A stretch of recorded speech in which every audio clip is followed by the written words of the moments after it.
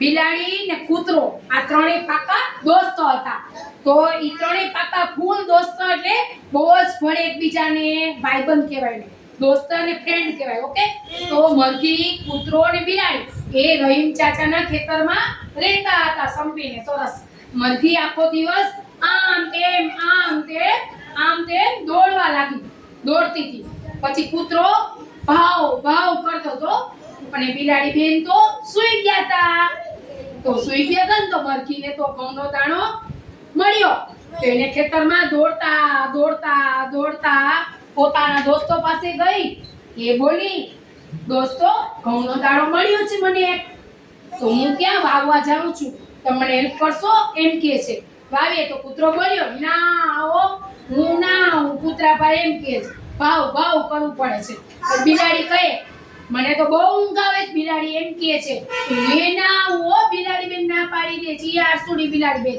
પછી તો આપણે મરઘી બિચારીએ ખોદી અને આમ ઝાડવું વાવ્યું અને એને ઝાડવામાં પાણી રેડું બધું કરતી રહી મરઘી બેન. તો ઓલા તો બે માંથી એકેય ના આવે. આરસુડા બે સૂઈ જાય, બે વયા જાય છે, બે ઊંઘવા માંડે. અને આમ તેમ પાણી રેડવાનું કીધું તો કૂતરાભાઈ ના પાડી. ભાવ કરતા કૂતરાભાઈ ના બોલ્યા. પછી બિલાડી બેને ના પાડી, મને નીંદર આવે છે, હું ખેતરમાં ના આવું તમારી પાસે. અને એક ભાગનો ખેડ્યો ખેતર તો દાણો વાવી દીધો.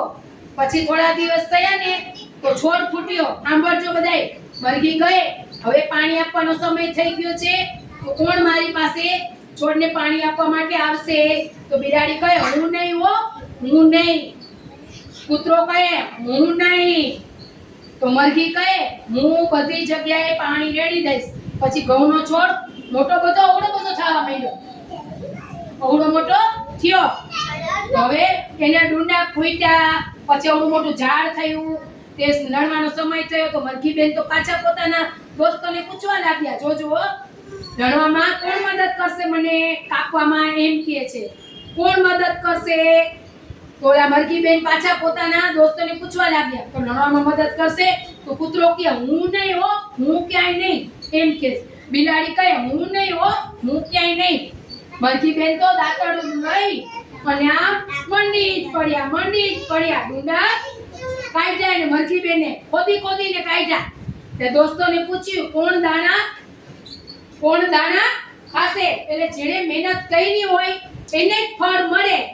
મહેનતનું ફળ મીઠું લાગે છે. અને બેય હટી ગયા અને મરઘી બેને ફૂલ મહેનત કરી. મરઘી બેનને રિઝલ્ટ મસ્ત મળી ગયું. મરઘી બેનની વાહ થઈ ગઈ. સરસ. અને ઓલા બધે દગો આપ્યો એને. મરઘી બેનને હેપી કરવાનો સરસ.